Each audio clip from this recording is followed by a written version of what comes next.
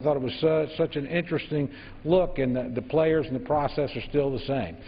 Bottom line, let's pass this legislation. It's going to move out of the House. Let's let the Senate act.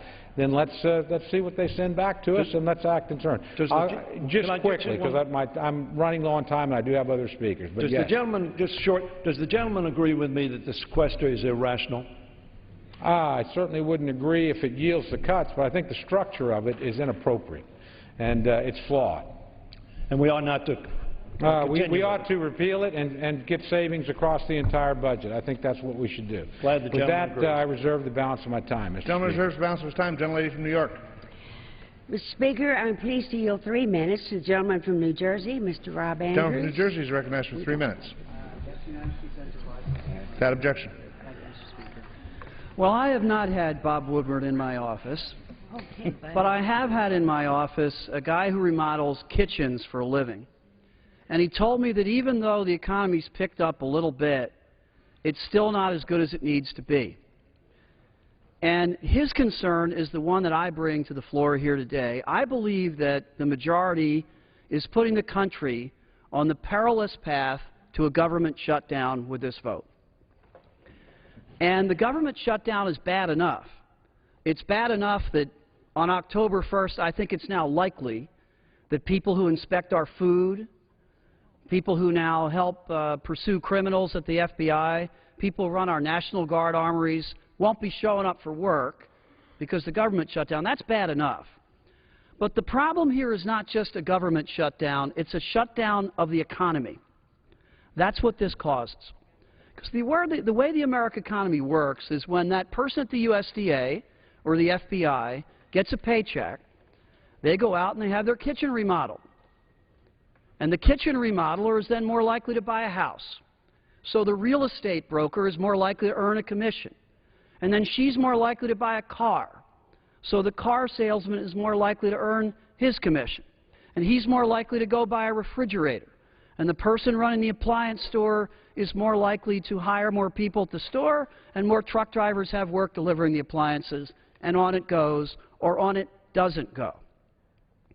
When the sequester was locked in, economists in this country predicted that a third of the projected economic growth wouldn't happen.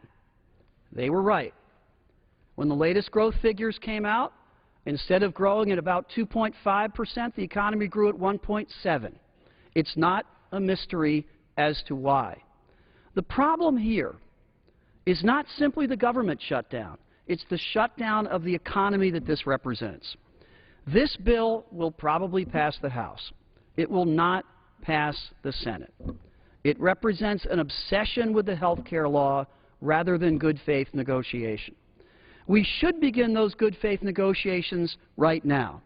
We should have on the floor right now a proposal that Mr. Van Hollen has made for a very long time that says let's get rid of the sequester for a period of time.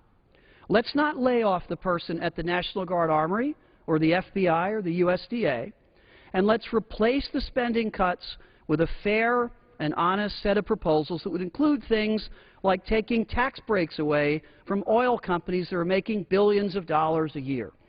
We're not getting a chance to vote on that today or tomorrow, and I suspect I know the reason why.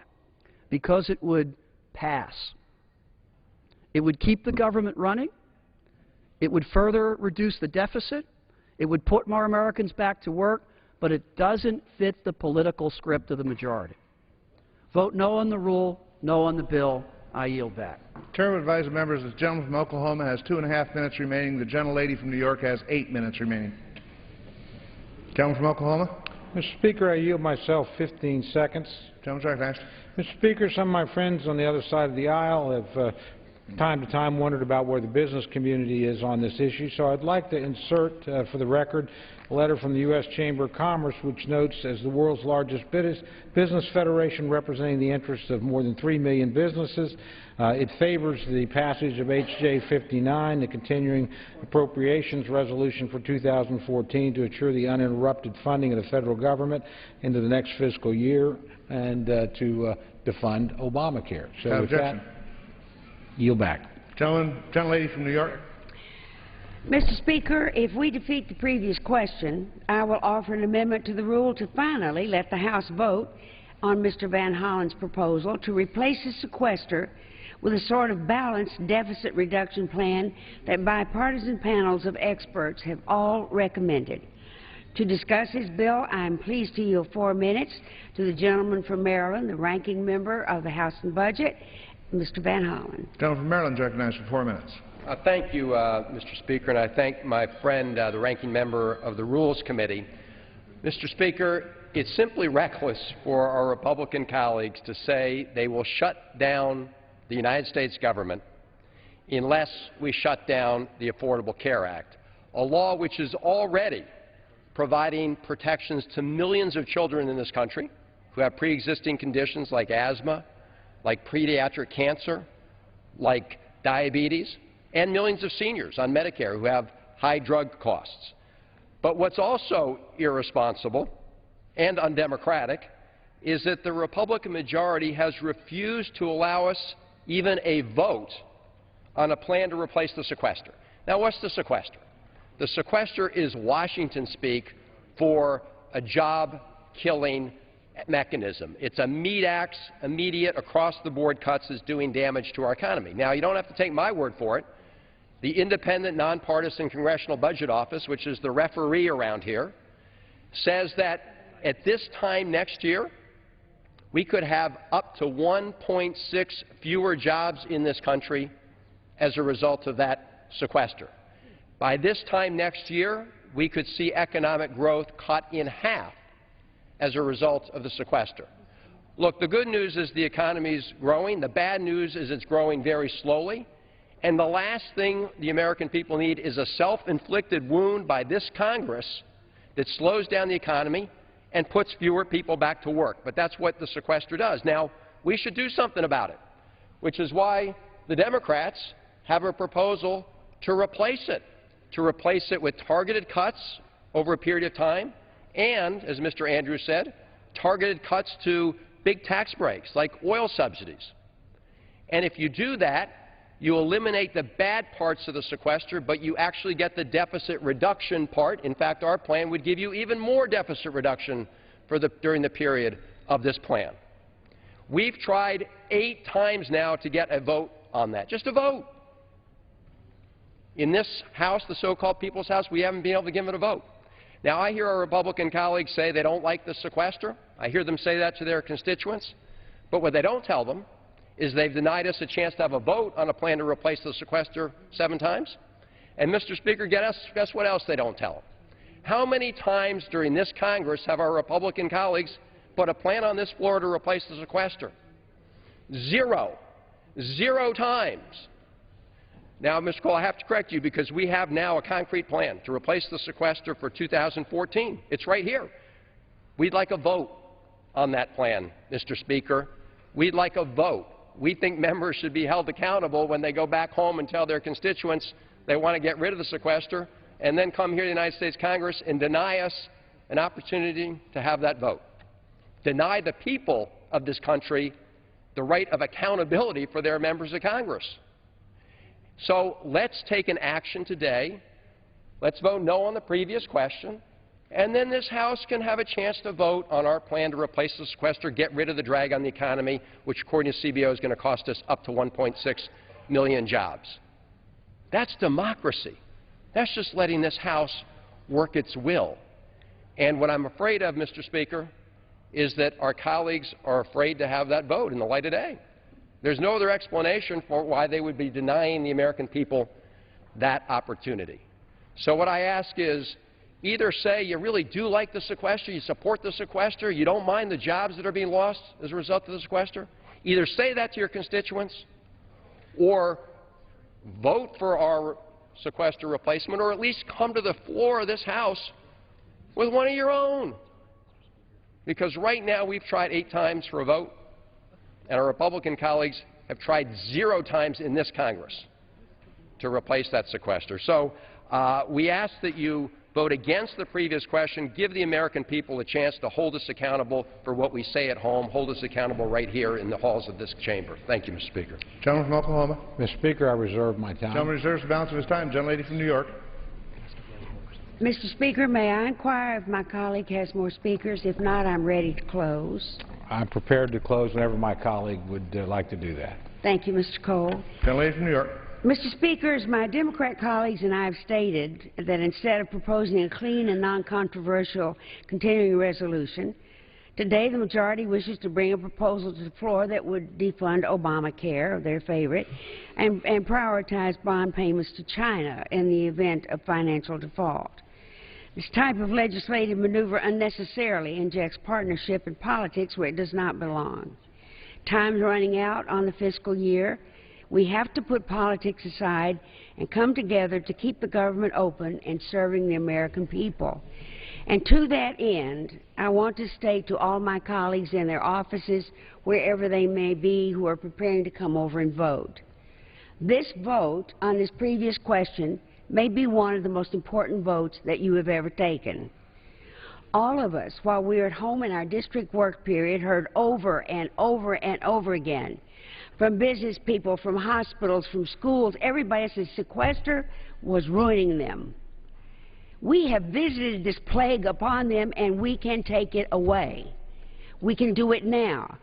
I remind you that this CR continues the sequester. Let's take this opportunity we have now with this previous question, and everybody vote no on it on both sides, please. So the simple thing that will happen here is we can vote on Mr. Van Hollen's proposal, which he just explained. It not only replaces the money that the sequester would have cut, but we get more deficit reduction from Mr. Van Hollen's proposal than we get from the sequester. Every one of us who fails to vote no so that we can do that, which is the least of our responsibilities here, ought to have to explain it every single day to our constituents as to why we did not want to remove that awful burden which we inflicted. I'm sure that every one of us, I'm certainly guilty of it myself, told my constituents back home that the House would never do that. It was too dumb to be believed. But no, now that we've done it, we like it. But you don't see the consequences. When Dr. Francis Collins, who's the head of the NIH, says we are losing our scientists, we are losing our research edge, as we know we're falling further and further behind in education, in jobs, in the future of this country, we fail to invest anything in our future. We are living with crumbling roads, crumbling infrastructure, everything around us, but the uncertainty overrides it all. What next? What does this mean for me? Will I get to keep my job? Am I going to have to lay off all those employees? How can I run the FBI when people are out on furlough? Why in the world would we put our people through this disgraceful charade here simply because we made a mistake? We have an opportunity now by voting no on the previous question that will simply allow Mr. Van Hollen to get a vote on his measure. For heaven's sakes, please do that. And I ask unanimous consent to insert the text of the amendment in the record along with extraneous material immediately prior to the vote on the previous question. So, Mr. Speaker, with all my heart, I urge everybody to vote no. I want you to vote no, too, Mr. Speaker. I urge a no vote on this rule. And the underlying bill is not as important to me as getting this sequester out of the way. Vote no on this at least, whatever you do, and I yield back the balance of my time. Yields back the balance Once of her time. again, will be America the Beautiful. Mr. Speaker, I don't want to put you under any pressure, but we're counting on you. I want to thank my good friend, the gentlelady. It's always a great opportunity to come down here and exchange views with her. I want to answer quickly, or make a couple of points in closing. First, remember, we did bring down legislation and passed it out of this House to deal with sequester twice. Democrats in the Senate didn't pick it up. The President didn't pick it up. To my friend, Mr. Van Hollen, frankly, your legislation hasn't made it out of committee. You know, you got to get it out of committee before it comes to the floor, and so far, as persuasive as you are, you've not been that persuasive. And frankly, I don't think it would work on the floor. If I finish my remarks, I certainly will. My friends on the other side have repeatedly said we want to shut down the government. That's the last thing we want to do. This bill actually keeps the government open. It's not about shutting down the government. It's about keeping it open so we can negotiate and arrive at a larger deal. We intend to send this to the Senate with the defunding of Obamacare, something the majority of this House feels strongly about, and then we're going to wait and see what the Senate sends back to us. And my guess is at the end of the day, you never know what's going to happen over there, so maybe I won't make a guess. We'll just let them see what comes back. But I certainly want to give some of my friends over there the opportunity to carry this fight. With that, if I have any time left, let me give my friend I thank the gentleman. I do want to point out, as you well know, in a new Congress, all the legislation that was considered the previous Congress goes away. And the fact is, in this Congress, we've not had one concrete proposal from our Republican colleagues to replace the sequester. Reclaiming my time, after you turned us down twice, we just think you guys are an awfully hard sell. Yeah, we got a new Congress and a new Senate. I didn't yield any further time.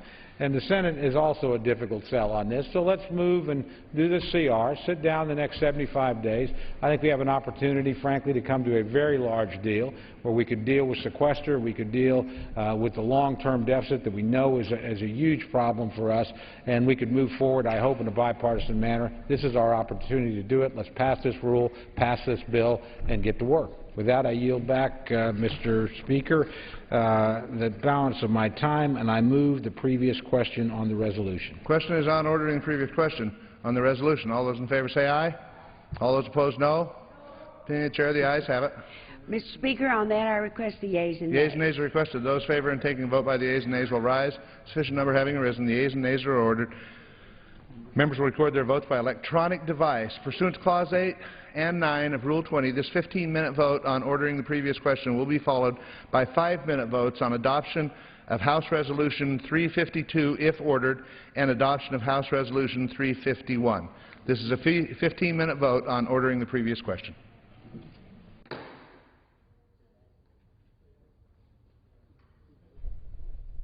With the end of fiscal year 2013 rapidly approaching September 30th, for the last hour, the House has been debating the rule for a continuing resolution funding the federal government past September 30th for 3 months.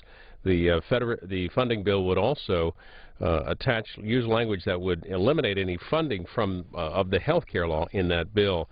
The House has been debating the rule for that, and we'll have a vote on the rule next. This is the previous question for that CR.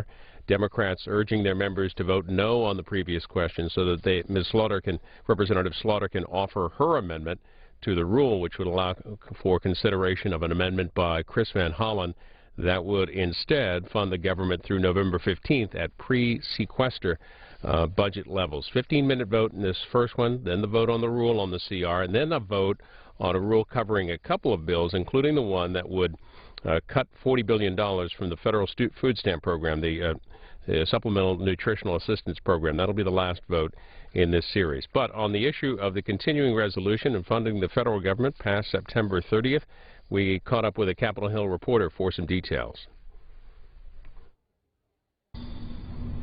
Eric Wasson of the Hill, why did House Republicans decide to go forward with this government funding bill, the continuing resolution that also includes the defunding of the health care law? Well, the simple reason is they couldn't get 217 votes for a plan last week that Speaker Boehner and House Majority Leader Eric Cantor had put forward that would continue the government running for another 11 weeks while forcing the Senate to vote on defunding Obamacare. They couldn't get the votes for that, and so now they believe they have the votes, 217 votes, for a bill that would include the defunding of Obamacare inside the text of the CR. In other words, they were able to win over the very right wing of their party. How about Democratic votes? What will that look like when it comes up for final passage Friday? That's actually a pretty interesting question. There have been between 20 and 35 Democrats who have been willing to vote against Obamacare. The bill was not passed unanimously when it was first enacted in 2010, so there could be some defections, although there certainly will be a lot of pressure from Nancy Pelosi and Minority Whip Steny Hoyer to vote against this. Well, then, assuming passage of the CR in the House on Friday, what's ahead in the Senate? Well, there's a number of different procedural maneuvers that Senate Majority Leader Harry Reid can do. One of them would be just to bring up the House CR and to see if it can pass. It's assumed that it would fail, and then there would be an attempt to amend that. So there are different combinations, motions to table and motions to proceed on 60 and 50 vote thresholds. We'll have to see exactly what maneuver they do, but it will most likely fail in the Senate and be amended into some sort of clean CR keeping the government running. Well, have we heard anything from House Republican leaders about what if? What if the Senate strips out that defunding language and sends it back to the House after they're done with it? You know, Speaker Boehner was pressed repeatedly on this in his press conference today, and he said he wouldn't speculate on what the Senate will do. The conservatives have been asked about this, and they said that, you know, NFL coaches don't plan out 3 or 4 plays ahead. So it seems like they're really not willing to engage in what's going to happen. One of the main things that could happen is that Speaker Boehner would have to bring up a clean CR and rely on Democratic votes. In that case, it'll be interesting to see if Democrats press for a much higher spending level. Well, in addition to the language stripping the funding of the health care, there are concerns about spending levels in the continuing resolution. Why? Well, this continuing resolution continues the sequester level of $986 billion a year on an annualized basis that's currently in effect. Now, the 2011 Budget Control Act calls for a lower level, $967 billion, and that's enforced by sequester, which would take the remaining $19 billion out of defense. So that's that sequester is a big problem for defense hawks in both parties. People in the Senate, including Senator Tom Coburn and Senator Jeff Flake, are calling for a CR to be at the lower level. On the other hand, Senate Democrats and many House Democrats, including Steny Hoyer, are calling for a much higher level, as much as $1.058 trillion dollars a year. So that's why the level remains controversial. The President has expressed the indication that anyway that they will veto the Republican bill, the House Republican bill. So what happens if that bill makes it to his desk? Will the government shut down? Well, yes, that would be what would happen, but it's unlikely he'll ever actually have to use the veto pen, since the Senate is unlikely to ever pass this bill. Well, looking ahead into next week, Eric Cantor has also said that he will unveil a bill that will, dealing with the debt limit, the debt ceiling, that will also include defunding language for the health care law. What's ahead there? Well, there's going to be a meeting tomorrow at 9 a.m. of the whole House Republican Conference, where they'll work to finalize that debt ceiling approach. What Cantor's already indicated, the approval of the Keystone XL pipeline from Canada to the Gulf Coast will be included in some sort of instructions on tax reform, likely mirroring what the House passed last year with a 25% top rate instead of the 39.6% top rate that individuals face today, as well as a delay in the terms of Obamacare, as it's called, the Affordable Care Act. The exact language and whether there be additional spending cuts has not quite been determined, and that's to be known after tomorrow's all-conference meeting at 9 a.m. Eric Wasson covers Congress for The Hill. You can read his reporting at thehill.com and follow his reporting on Twitter at @ELWasson. Thanks for the update. Thanks so much. And last chance here for Democrats to amend the rule. This is the previous question vote. The rule on the CR is coming up next. This is a 15-minute vote. The next two are 5-minute votes. And again, the continuing resolution funding the federal government past September 30th for 3 months, but also with language that would defund the 2010 health care law. Lots of news conferences across Capitol Hill today about the CR and other issues. At a news conference with House Republicans on the CR and the defunding of health care, Senator Ted Cruz joined them, saying, quote, "I will do everything necessary and possible to defund Obamacare." Here's part of that news briefing from earlier today. Yesterday, Congressman Tim Griffin of Arkansas said, you know, Senate Republicans are good at getting Facebook likes in town halls. Representative Sean Duffy said Cruz and Lee refuse to fight, raise white flag, and surrender. Speaker Boehner this morning, it's time for them to pick up the mantle and get the job done. Will you filibuster this on the House floor, a la Rand Paul and drones? Is that the only choice you have right now? I will do everything necessary and anything possible to defund Obamacare. A filibuster? Yes, and anything else, any procedural means necessary. Listen, this is the most important fight in the country, and it's easy to focus on the political back and forth. Listen, this is going to be an iterative process. In all likelihood, it's not going to be a single-shot CR and everything's resolved and done. As soon as the House passes this into law, it's going to be in Harry Reid's court. And he may well be able to hold his 54 Democrats to not listen to the American people, to threaten to shut down the federal government, to deny American families the same special treatment that big corporations and members of Congress are getting. But if that happens, then it's going to go back to the House of Representatives. And what we need to do is we need to be making the case every day in every way to the American people, not about the petty political bickering. Americans don't care about petty political bickering in Washington, but on the substance. And I'll tell you this, if and when we win this fight, it is going to be because House Republicans have stood up and showed the courage that they are showing right now, and that they continue to stand up. The House is the one branch of government that Republicans have a majority. Senator, does that pledge include the bill allowing a default of the Treasury? Well, that's a very good question, and it's worth underscoring that the continuing resolution has nothing to do with interest on the debt or a default. Yesterday, the President made a reference to a default. We're not talking about the debt ceiling. Well, the second bill the House is going to pass will allow the debt limit to rise. And so I'm asking, is the pledge to filibuster the CR also a pledge to filibuster the second bill if it would defund Obamacare? What I have said from day one, what Mike Lee has said from day one, what the gentlemen up here have said from day one is that we will not support a continuing resolution that funds Obamacare. This is a fight over the continuing resolution. And, you know, I thought it was unfortunate that in the President's comments yesterday, he tried to distract with an issue of the debt ceiling when this is about the continuing resolution, and this is about Congress using the constitutional power of the purse to rein in an overreaching executive and to stand up for the American people, to stand up and say, look, even among those who thought this law might work, we now know it isn't. That's why you've got the labor unions running for the hills, because we're seeing in practice that the stated good intentions of Obamacare aren't working, and the losers are the American people. And we need to focus on the substance of this policy, on bringing back economic growth, bringing back jobs, and expanding opportunity for those struggling to achieve the American dream. Go ahead,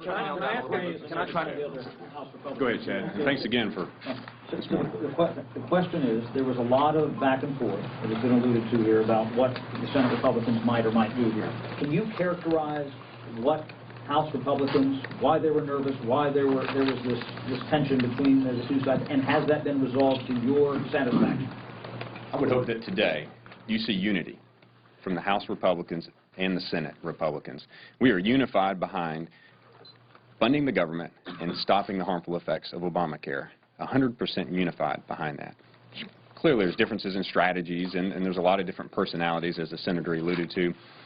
But we are focused. We have 11 days to be laser-like focused on accomplishing this objective, and we will not be distracted. So we will continue pushing forward. But what was said, what was specific, and I guess this was in Senator Cruz's statement last night, what was said in that you know, lit a fire under House Republicans, and how was this resolved so that you're all here today and everybody's, you know, singing Kumbaya? What happened? What do you mean what happened? I mean, we are unified behind those objectives. There's never been a doubt. What happened? You need to ask them. I thought the Senator addressed it very well. And as to those who sent out their tweets, I'd recommend that you comment or have comments for them. Can you speak with the microphone, Mr. Yeah.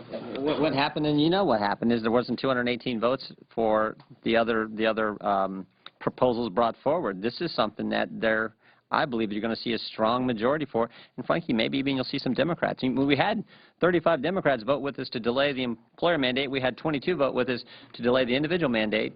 So, as I said, Democrats understand how harmful this bill is. Simple truth is there weren't the votes for the alternative, and this is where the votes are. A little more clarity. Be a little more clarity, if we can, on exactly what. Just for a second. Yes, Chris, thank you. I was wondering if you could say, after it ping-ponged from the Senate back to the House, Do you believe that Speaker Boehner should abide by the Hastert rule in this if this comes around a second time and only have a majority of Republican votes? I see some shaking heads. A sign of hands, maybe? Well, that's clearly a question for the Speaker, something that he's been very, I think, very forthright with in how he is going to operate the House. So, I mean, I heard that question asked to him earlier today, and I imagine he was standing right here. And so I guess you weren't satisfied with his response then, I'm wondering if you're going to hold him accountable for that. I mean, if you believe that he should abide by a Hastert rule. You said yes. Yes. I mean, that's what he's clearly stated in the past. And I saw yesterday, and I think our colleagues from the House could share this as well, a resolve in the Speaker of the House that was very reminiscent of his early days of being in the House. He is totally committed to keeping the government open and protecting American families from the hardships of Obamacare.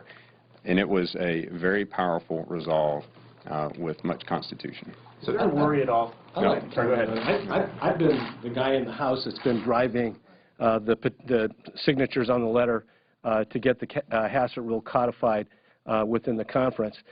And I will echo what Mr. Graves said. I haven't seen this kind of, I served with Speaker Boehner before. He was the chairman of the Education Committee. I sat on that committee. I always thought that he was a firebrand. I saw, and I said this in conference yesterday, I stood up and I said, I haven't seen this kind of fire in the belly with the Speaker since you were part of the Gang of Seven. And I do believe that this is Boehner 2.0. And I believe, I take him at face value that this is a fight that he's going to fight. He believes that by year's end, we will have defunded or postponed Obamacare for a year, and I think that he means it. Is there any way, if the government happens to shut down, I realize that's isn't the goal here that you say, but if it shuts down, do you think there's any way that Republicans can escape big picture blame from this, from the American people, or is there plenty of blame to go around? If we're giving the president a bill that keeps government open, and his political stubbornness is so intense that he's willing to throw it all away to preserve a bill that's not, or a law that's not ready for prime time, even he knows that, then I would hope that the American people and the press out there would posture it as it really is. We've all said we want to keep the government open. We want to do everything we can to keep the government open. But ultimately, I would hope that they'd understand that in this kind of a situation, the president has to determine what's more important to him. But what happens is... First of all, when this comes over to the Senate, I do predict that Republicans are going to stand solidly behind it to fund government while defunding Obamacare. I would hope that maybe a handful of Democrats, perhaps some of those who are up for re-election in red states, might consider joining with us as well. Especially in light of recent polling suggesting that 56% of Americans think that something like this is what Congress should in fact do, and especially considering that a solid majority of Americans now believe that this law will make their family's health care situation worse rather than better. The point is that this will be a real opportunity. We need an up or down vote, and with that up or down vote, I do think we'll keep all the Republicans, and I hope that we might get some Democrats joining with us. Now, if they reject it, if Democrats in the Senate reject it, then they've got to come up with a proposal. They don't have a proposal. We haven't seen a proposal from them. We haven't even heard of an outline of a proposal. The onus is on them at that point. So yeah, at that point, especially once the House passes something to keep government funded, once the Republicans in the Senate have the opportunity to vote on that, and any Democrats who might join with us, if the Democrats in the Senate choose to reject that at that point and thereby open this grave possibility that you described, they've got to come up with something. Senator Lee, is there a point when the real-world consequences of a shutdown are too great for this particular fight? People may have fears, there may be uncertainty. Is there a point when it's too much? A shutdown is too much. We don't want a shutdown. We don't need a shutdown. We should avoid a shutdown. And Obamacare is a law that's going to harm people. And it certainly is not a good idea to shut down the government in order to force through the implementation of Obamacare at a time when the president has said he's not going to follow the law and he's made substantial changes without statutory or constitutional authority to do so. So, yeah, look, shutdowns are bad. Shutdowns are not worth it. This law is not worth causing a shutdown over. Senator Lee, on... Thank you. We have a 1 o'clock another press event that we need to get to. Jeff asked... All right, one more question. You've been very patient. Yes. For Senator Lee, so you said a couple times an up or down vote, and just for a little more clarity on what's going to happen when it gets to you all in the Senate.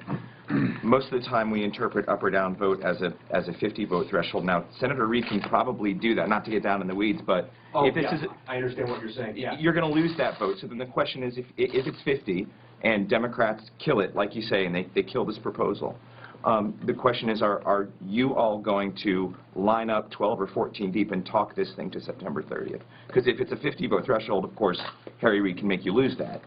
That's an up or down vote. That's all you want? Is to lose a 50 vote? I want to be clear. In that setting, by referring to an up or down vote, what I'm talking about is a vote on the merits as opposed to a motion to table. A non-debatable motion to table that simply comes up and goes straight into a vote on that 51-vote threshold, not on the merits of it, but on the merits of the motion to table. So that's what I'm talking about. Great. Thank you. Thank you, everyone. Thank you. Thank you.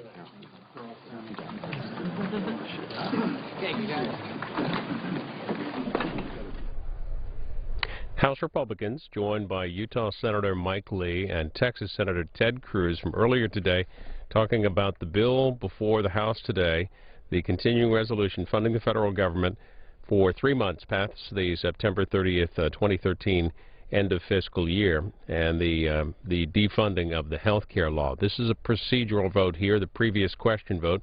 They'll vote on the rule for the CR next. Also speaking today about debate in the House, Senate Majority Leader Harry Reid. He told reporters that House Republicans plan to defund the health care law as part of that spending bill. Doesn't stand a chance in the Senate. We'll show you part of their briefing as much as we can as this vote continues.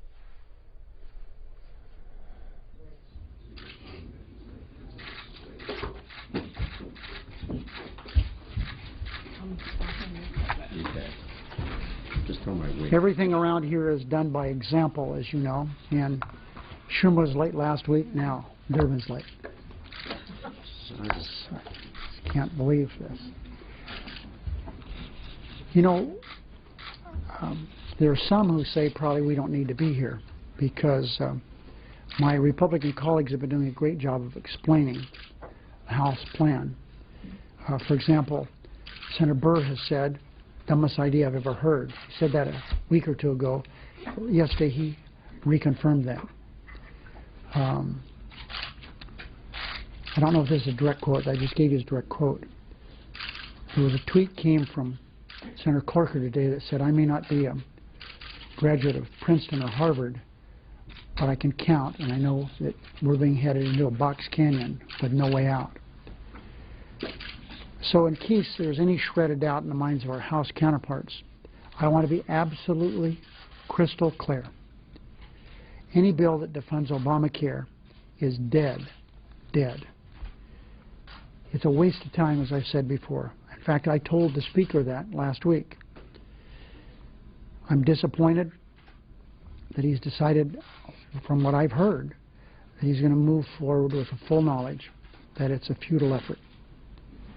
They're simply postponing the inevitable choice they must face. Pass a clean bill to fund the government or shut it down. The writing on the wall is clear for anyone with eyes to see that they can see. House Republicans' pointless political games are wasting time. We've wasted more than a week trying to get to a bill that is Gene Shaheen and Rob Portman say is important, and I believe it is, doing something about energy. These are not just games to the middle-class America. While Republicans in Washington use these stunts to raise money and grab headlines, people in Nevada and around the country are going to feel the real pain of this economic shutdown. The consequences of a shutdown are deadly serious. In fact, the Chamber of Commerce, is not usually a forward-leaning organization, and that's an understatement, yesterday issued a letter that said, among other things, that Republicans should step back from the brink, that they shouldn't even consider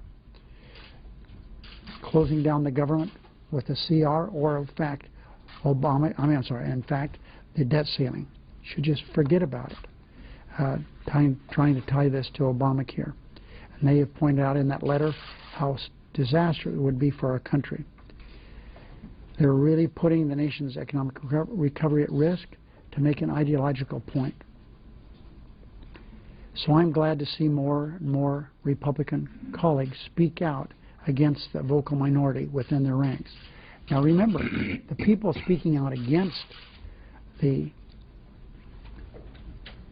absurdity of the Republicans' plan in the House are not just Tea Party advocates. They're people who feel that it's just wrong what they're trying to do. And I agree with them. Only time will tell if common sense will prevail. Senator Schumer? Thank you, Harry. I've been in Washington for over 30 years. In all the years I've been in the House and Senate, I've never seen a group of people more extreme than the hard-right Republicans in the House right now. Now, there have always been extreme members of Congress, but they've been gadflies who come and go without much of an impact. This group of extreme Republicans in the House isn't just having an impact. They've been handed the keys to the Republican Party by a reluctant leadership. They have banded together and literally handcuffed Republican leadership. So they're forced to pursue an extreme agenda that defunds or delays Obamacare. And their my way or the highway approach has carried the day. In this case, the highway leads over a cliff to a shutdown or a default, either of which would be devastating for the economy. Republican leadership has been dragged kicking and screaming into a fight that they know is bad for their party and bad for their country. And they should know it's a fight they will not win. And the whole country has been dragged closer to a government shutdown and perilously close to a default on the national debt. But it doesn't have to be this way. The fact is the hard right doesn't have the numbers to run the show on their own. But it's a refusal by the House leadership to stand up to them that's opened the door to the gridlock and potential economic disaster. Now, when you look at the body language and the faces of Speaker Boehner and Leader Cantor, you know they know what they're doing is wrong for the country and for their politics. And so if enough mainstream Republicans will come together with Democrats, we can make the hard right irrelevant. Democrats want it, the White House wants it, and in their heart of hearts, the Republican leadership wants it too. As these fiscal deadlines approach, we Democrats are standing strong, we're standing together, and we're sending a strong message to the House. The nays are 193. The previous question is ordered. The question is on adoption of the resolution. Those in favor say aye. Those opposed, no. Opinion of the chair, the ayes have it. Gentlelady from New York. On that, I request the yeas and nays. The yeas and nays are requested. Those in support of favoring a vote by the yeas and nays will rise. Sufficient number having arisen. The yeas and nays are ordered. Members will record their votes by electronic device. This will be a 5-minute vote.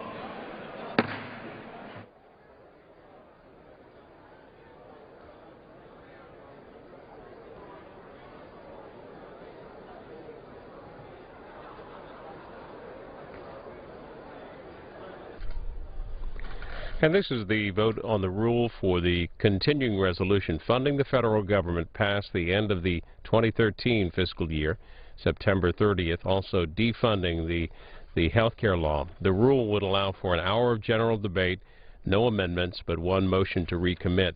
And that will likely come, that we expect general debate on the continuing resolution to happen on Friday, not this afternoon. Next vote, the House will take up among the bills in the rule. Then coming up in the next vote is the bill that would cut the food stamp program, the nutritional assistance program, supplemental nutritional assistance program, by $40 billion over 10 years. So that's coming up in the next vote, the rule for that legislation. Back to the CR, we spoke to a Capitol Hill reporter for a preview of the debate ahead.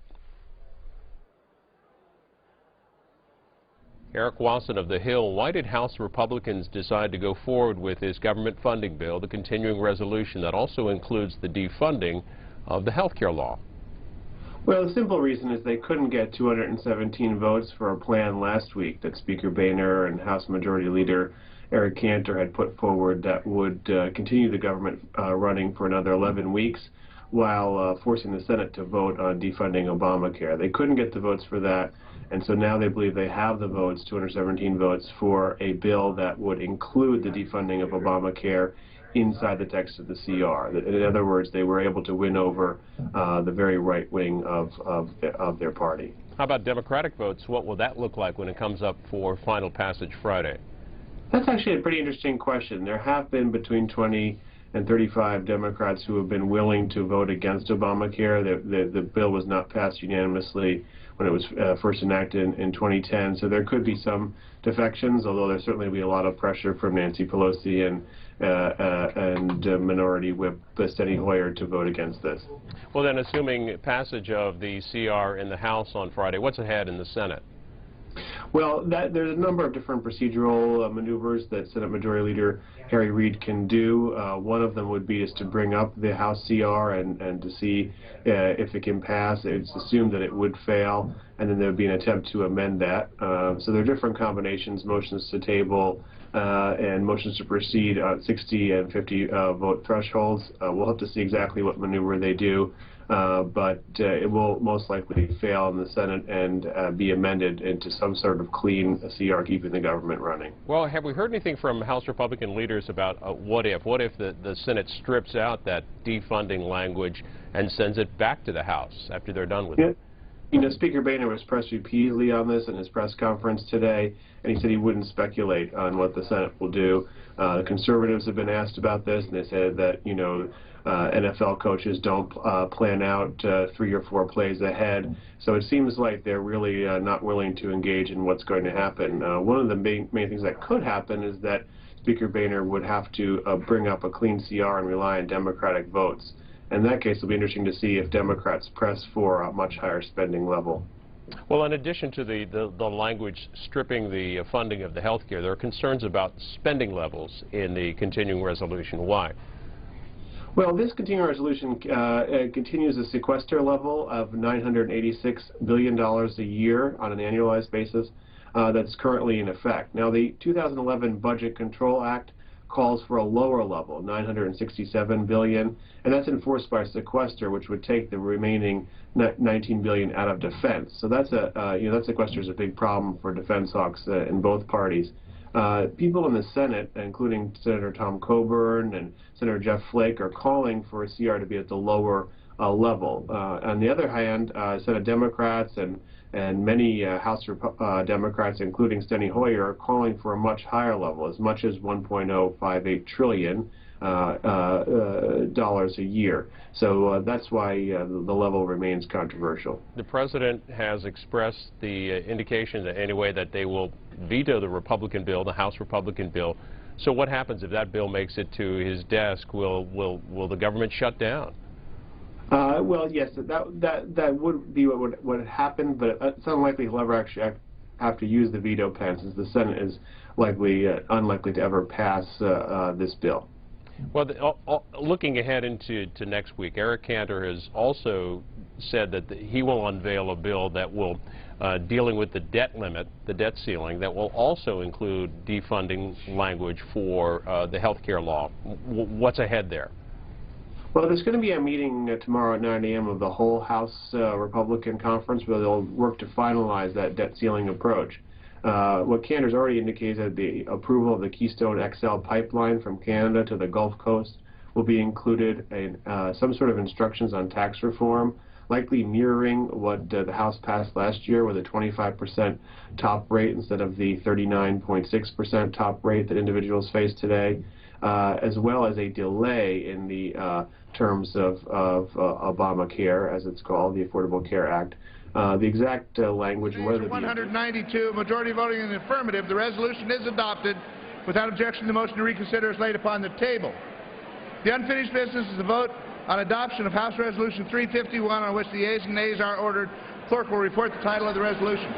House Calendar Number 54, House Resolution 351, resolution providing for consideration of the bill H.R. 687 to facilitate the efficient extraction of mineral resources in southeast Arizona by authorizing and directing an exchange of federal and non-federal land and for other purposes, providing for consideration of the bill H.R. 1526 to restore employment and educational opportunities in and improve the economic stability of counties containing National Forest System land, while also reducing Forest Service management costs by ensuring that such counties have a dependable source of revenue from National Forest System land, to provide a temporary extension of the Secure Rural Schools and Community Self-Determination Act of 2000 and for other purposes, providing for consideration of the bill H.R. 3102 to amend the Food and Nutrition Act of 2008 and for other purposes. Question is on adoption of the resolution. Members will record their votes by electronic device. This will be a 5-minute vote.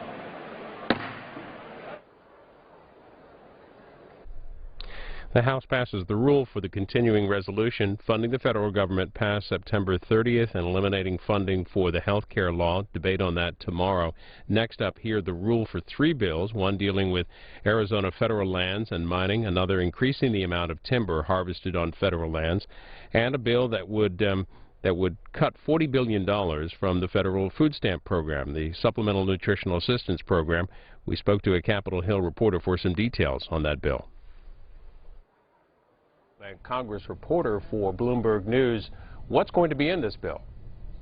Well, it's going to be most of what was in the nutrition title from the last time that Republicans brought up a combined food and farm bill. That is to say, they went last time with $20.5 billion in cuts to nutrition spending, but this time it's about double that. The Congressional Budget Office says that we're in store for about $39 billion in cuts over compared to CBO's 10-year baseline. What that means that state work requirements that can be waived can't be waived as much. It means that we're looking at some restrictions on eligibility programs, because it's not like with this bill you just say, I want to cut this amount of money. What it is instead is you say, well, we want to change these eligibility requirements, and that leads to a certain amount of cuts. This is a contrast. This is about almost 10 times as much of a cut as the Senate has in their nutrition portion of their farm bill.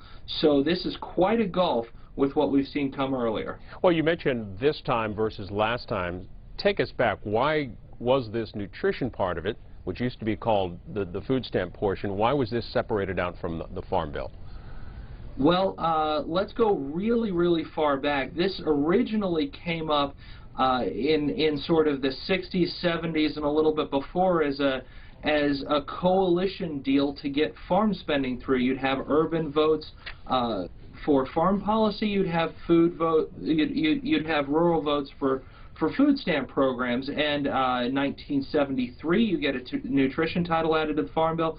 1977, you're seeing food stamps more in their current form as kind of more of a welfare style policy, free aid rather than increasing purchasing power. So really, this is an alliance that has passed farm policy for quite a long time. Fast forward to this summer, and you had a bill come up with $20.5 billion over 10 years in food stamp cuts that fell on the House floor. It was a stunning rejection. Democrats who thought that it cut way too much, thought that Republican amendments at the last second were too much. They didn't want to go for them. They cleaved off en masse. And there wasn't sufficient Republican support, including from some people who said, look, this doesn't cut enough.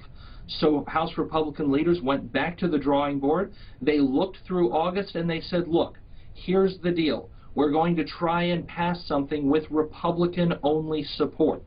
And the Republican-only support means that we're going to have to cut more than we were doing before. Now, there's a Republican argument that says, look, there's a lot of waste in the system. There are people who are getting these benefits that don't need them. The example you're going to hear a lot in this debate is of somebody in California. A surfer in California was in a memo that I saw that's being passed around who's using food stamps for a lobster. You're going to see talks about lottery winners. That was included in the previous version. That's back again. Banning lottery winners like one in Michigan from having food stamps. You're going to see a lot of those sorts of concerns battling up again against Democrats who say, look, you're going to kick people off of food stamps who need it.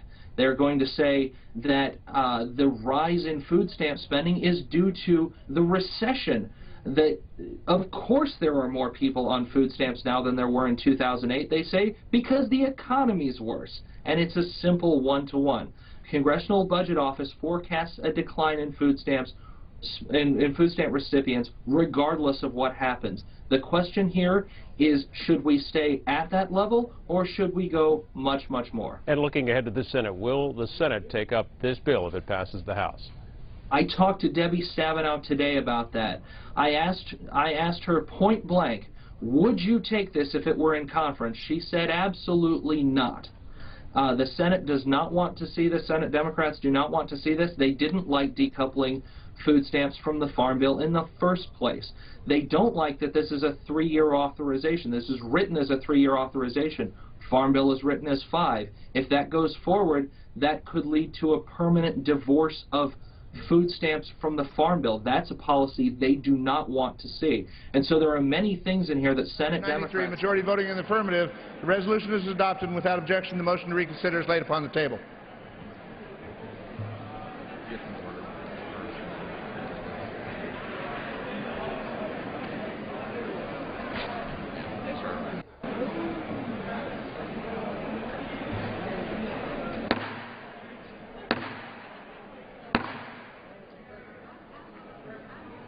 House will be in order.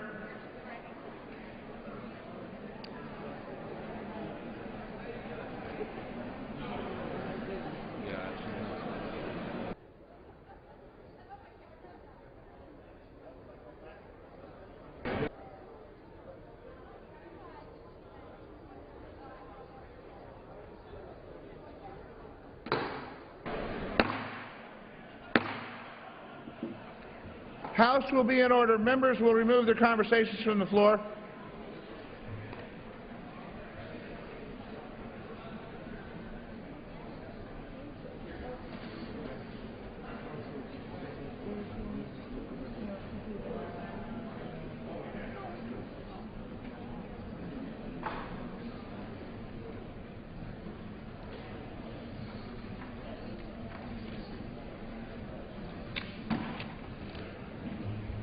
For what purpose does the gentleman from Oklahoma seek recognition?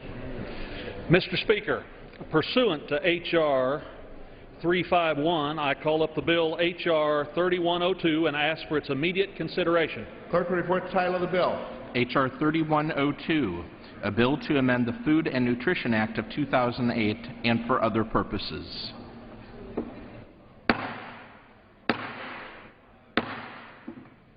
House will be in order.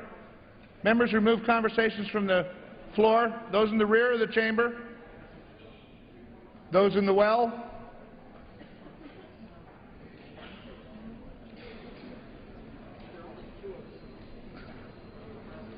You're making a lot of noise.